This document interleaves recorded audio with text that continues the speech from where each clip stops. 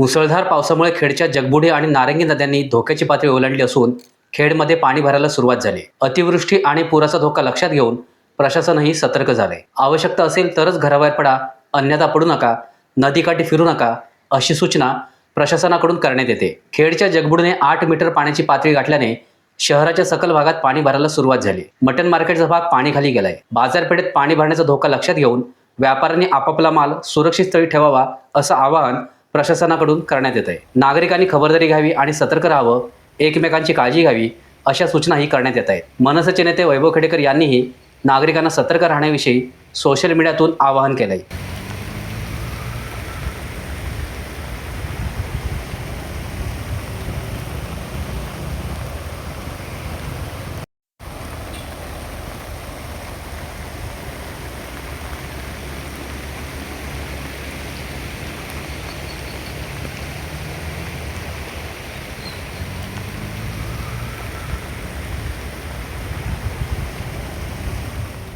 Times डिजिटलला like करा, subscribe करा, share करा आणि बेल आयकॉन दाबायला विसरू नका। पाहत रहा टाइम्स डिजिटल।